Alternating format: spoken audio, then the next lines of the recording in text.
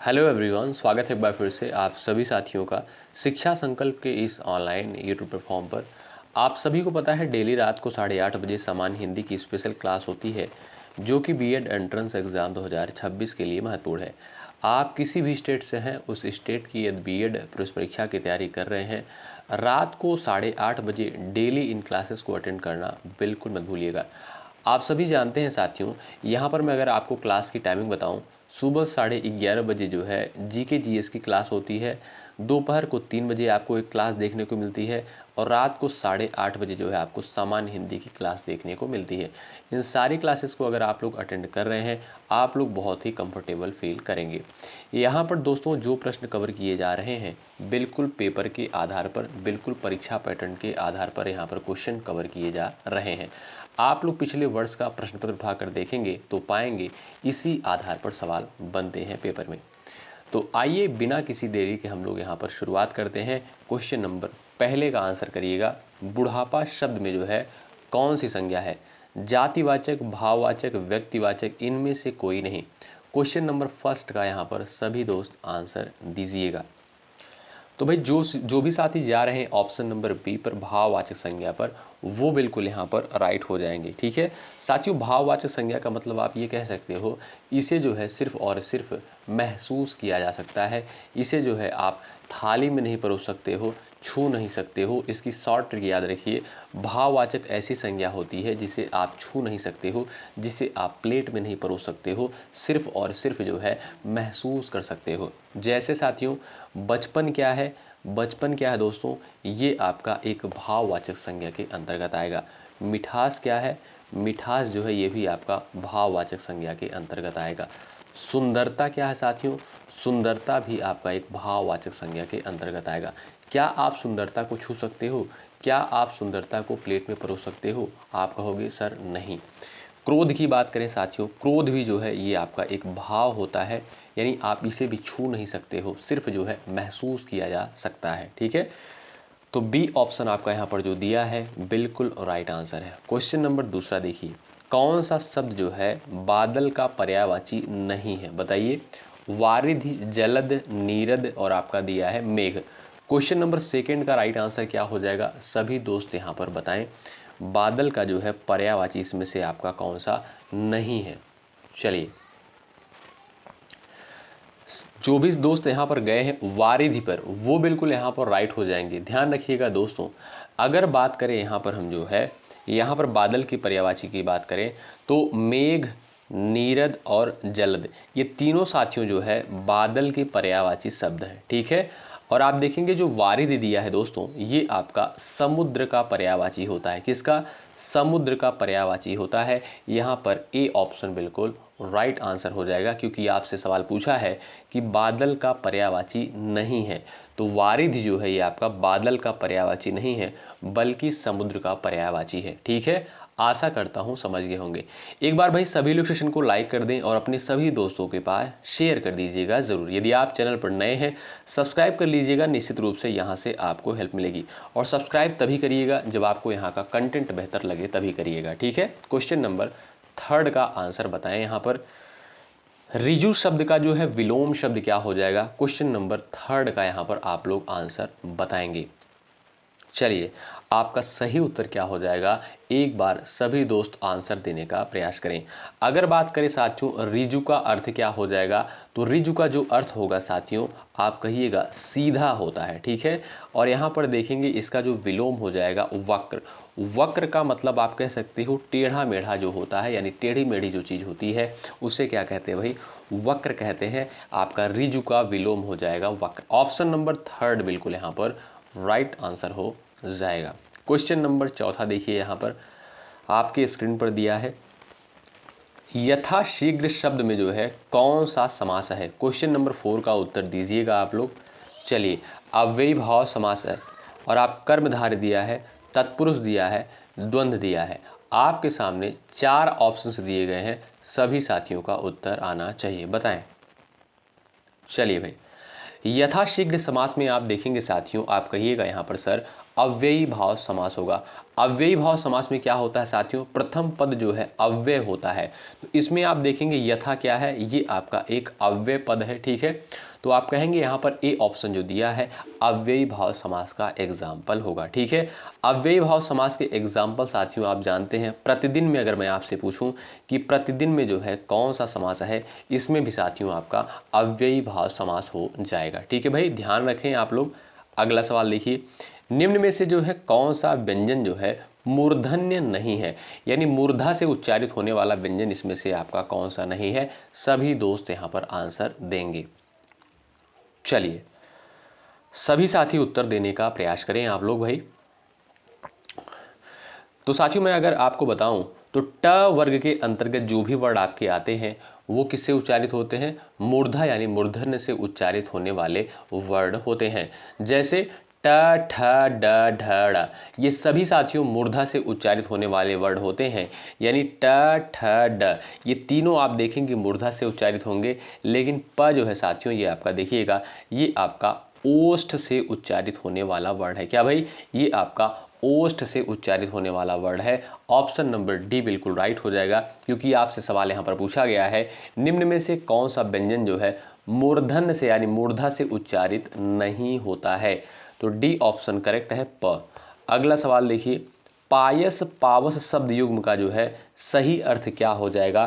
Question number 6 का यहाँ पर उत्तर दीजिएगा।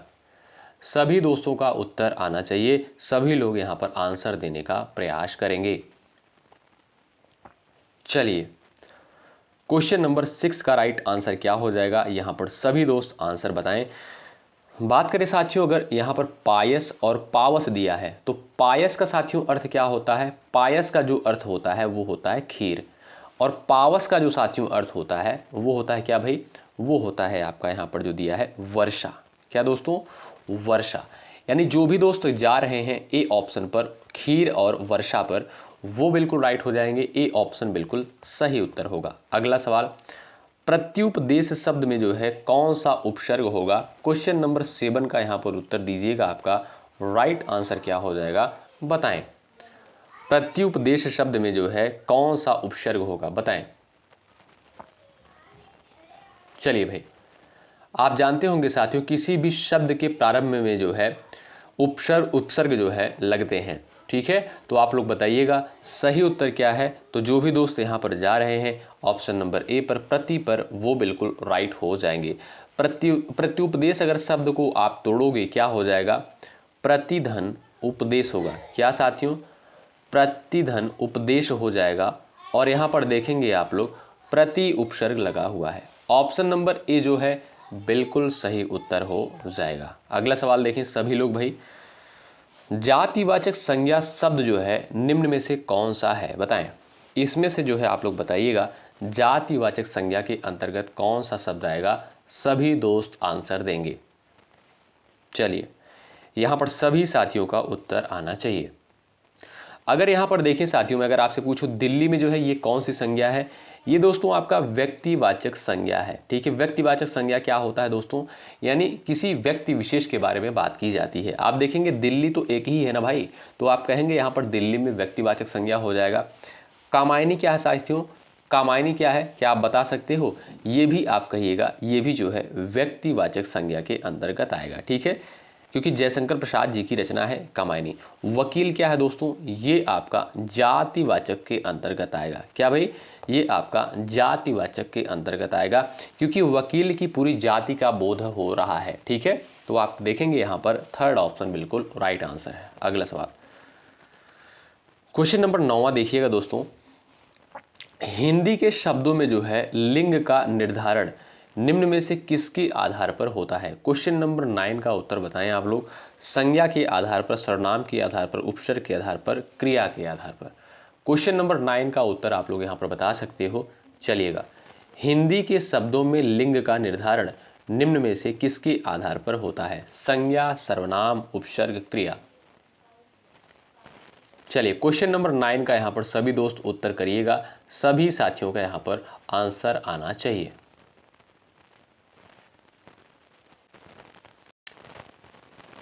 जो लोग भाई यहाँ पर जा रहे हैं संज्ञा पर, वो बिल्कुल यहाँ पर राइट हो जाएंगे। ऑप्शन नंबर आपका जो ए दिया है यहाँ पर आपका बिल्कुल राइट आंसर हो जाएगा। ए ऑप्शन आपका यहाँ पर बिल्कुल सही उत्तर हो जाएगा।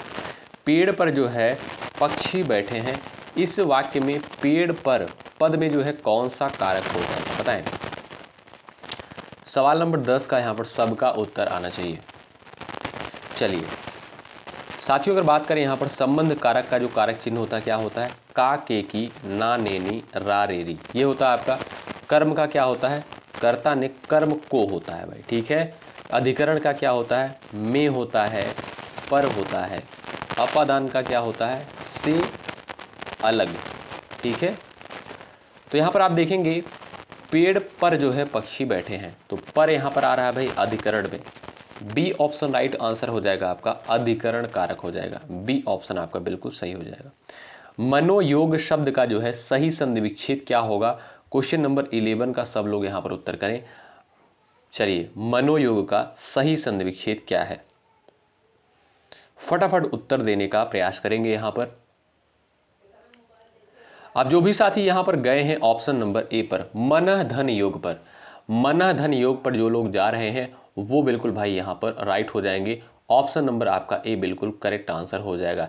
इसमें दोस्तों संधि कौन सी है, बिल्कुल सिंपल सा है, विसर्ग लगा है, तो आप कहिएगा सर इसमें विसर्ग संधि हो जाएगा। क्या भाई, विसर्ग संधि का एग्जाम्पल हो जाएगा। अगला सवाल देखें, दिए गए वाक्य में से जो है किस भाग में त्रुटि है, हम हमारे देश के महापुरुषों का अनुसरण करें। यहां पर बताइएगा कौन से भाग में जो है त्रुटि है, बताइए। चलिएगा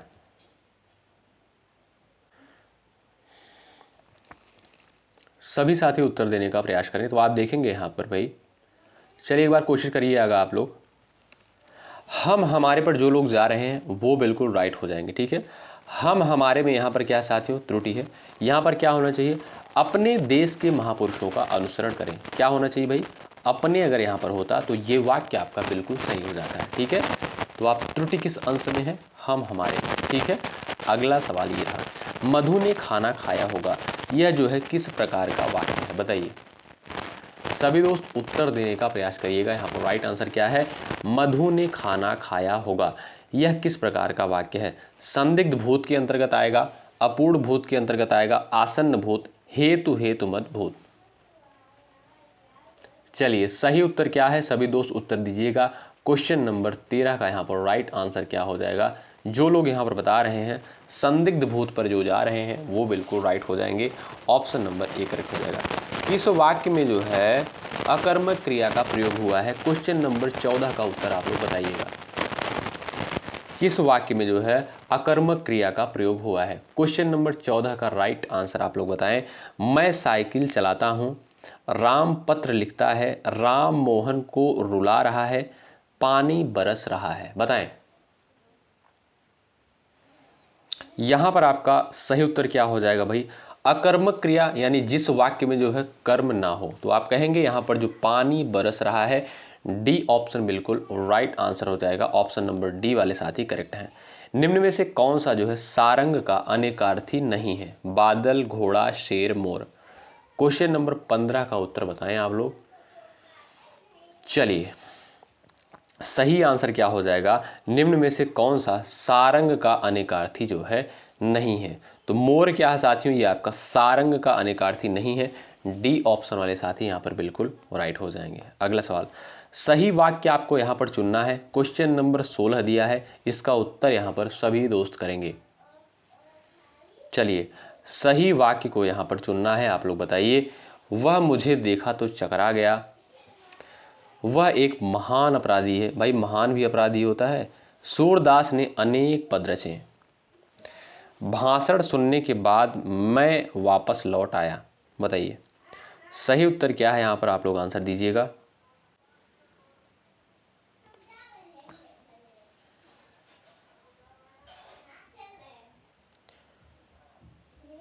चलिए सही उत्तर बताएं आप लोग यहाँ पर। सूरदास ने जो है अनेक पद रचे हैं, यहाँ पर साथियों होना चाहिए, तो ये आपका सही हो जाता है। यहाँ पर बिंदी होनी चाहिए, ठीक है, अनुस्वार होना चाहिए। भाषण सुनने के बाद मैं वापस लौट गया, मैं यहाँ पर होना चाहिए, तो ये भी आप देखेंगे गलत है। ठीक है, ये भी गलत है। वह एक महान अपराधी है, ये भी आपका गलत हो जाएगा। ऑप्शन नंबर ए सही लग रहा है, वह मुझे देखा तो चकरा गया। अगला सवाल, जस दूल्हा तस बनी बराता, इसका अर्थ क्या है? क्वेश्चन नंबर 17 का उत्तर दीजिएगा। राइट आंसर क्या हो जाएगा आप लोग बताएं। किसी की चाल को अच्छी तरह जानना, अच्छे बुरे को एक समझना, जैसा खुद वैसा साथी, इनमें से कोई नहीं, बताएं। क्वेश्चन नंबर 17 का उत्तर दीजिए। ध्यानपूर्वक ऑप्शंस को रीड करें और आंसर देने का प्रयास करें। सभी लोग भाई सेशन को शेयर कर दें और लाइक की संख्या बढ़ा दें, इसमें कोई चार्ज कोई पैसा नहीं लगता है। ऑप्शन नंबर आप देखेंगे थर्ड जो है बिल्कुल राइट आंसर हो जाएगा, जैसे खुद वैसे साथी। अगला सवाल, कौन सा शब्द जो है यहाँ पर तद्भव है? खग, पंक्षी, विहग, पक्षी। क्वेश्चन नंबर 18 का आंसर बताएं, इसमें से आपका तद्भव शब्द जो है कौन सा हो जाएगा? बताइए, प्रयास करिएगा उत्तर देने के लिए। आप सभी साथी यहाँ पर आंसर दीजिएगा। खग, पंक्षी, विहग, पक्षी। ऑप्शन नंबर बी करेक्ट है। पंक्षी क्या है दोस्तों? ये आपका तद्भव के अंतर्गत आएगा। अगला सवाल, चना का तत्सम रूप क्या है? बताएं। चलिए, क्वेश्चन नंबर यहाँ पर 19 दिया है, इसका उत्तर दीजिएगा। चना क्या है दोस्तों? ये आपका एक तद्भव शब्द है। क्या दोस्तों? ये आपका तद्भव के अंतर्गत आएगा। यहाँ से आप सवाल करता है तत्सम रूप क्या होगा, तो ध्यान रखें इसका जो तत्सम होता है वो होता है चणक। ऑप्शन नंबर ए बिल्कुल राइट आंसर है। अगला सवाल, शुद्ध शब्द यहाँ पर आपका कौन सा हो जाएगा? बताएं। चलिए भाई, सदृश्य का जो है शुद्ध वर्तनी क्या होगा? बताइएगा। यहां पर सभी साथियों का आंसर आना चाहिए। चलिएगा,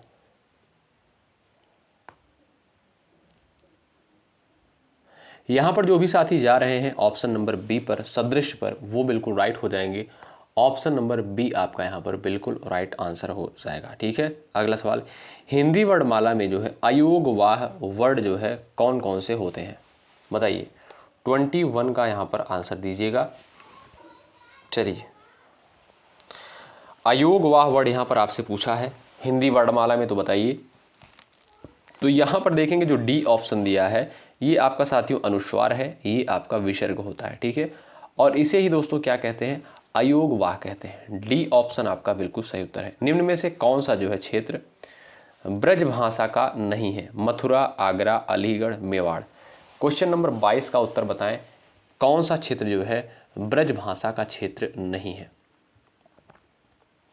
चलिए, यहाँ पर सभी साथियों का उत्तर आना चाहिए, बताएं आप लोग। तो जो भी दोस्त यहाँ पर जा रहे हैं मेवाड़ पर, वो बिल्कुल राइट है, डी ऑप्शन करेक्ट आंसर होगा। अगला सवाल, जो अत्यधिक भूखा हो उसके लिए जो है एक शब्द क्या हो जाएगा? क्वेश्चन नंबर 23 का उत्तर बताएं, जो अत्यधिक भूखा हो। सही उत्तर बताएं आप लोग। चलिए भाई, जो अत्यधिक भूखा हो उसके लिए एक शब्द क्या होगा? सभी लोग उत्तर करिएगा।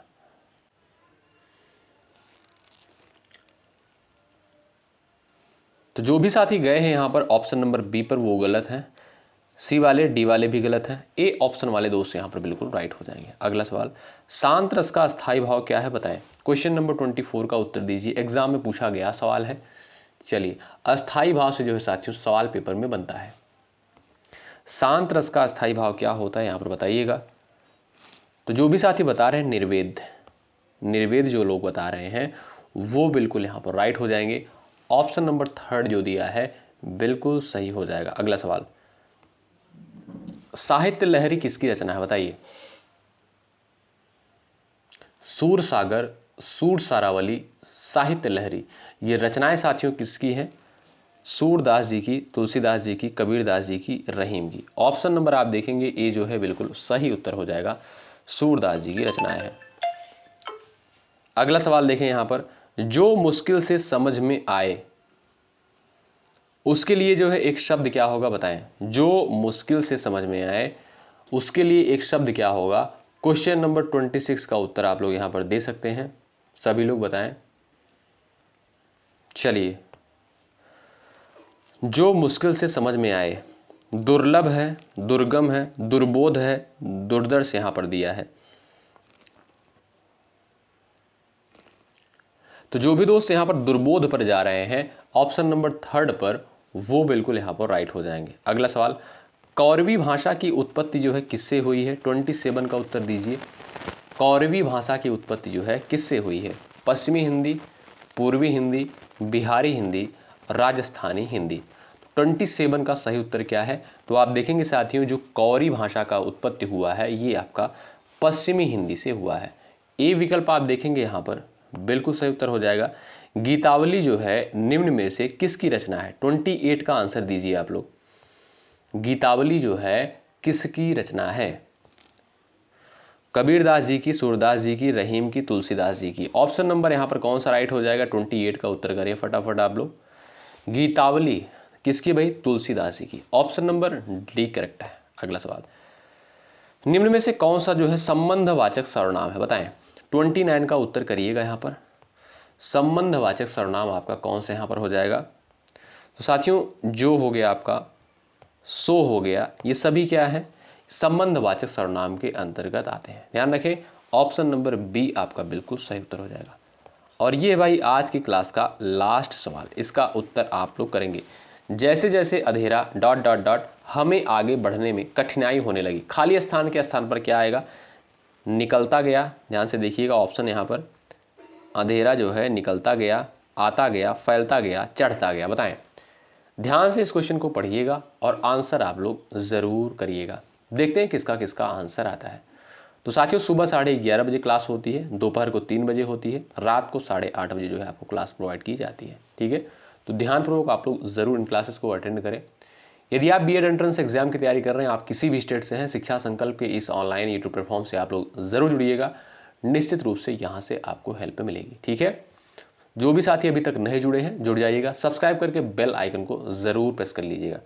टेलीग्राम का चैनल आपको डिस्क्रिप्शन बॉक्स में मिल जाएगा इस वीडियो के। शुक्रिया। जय हिंद, जय भारत।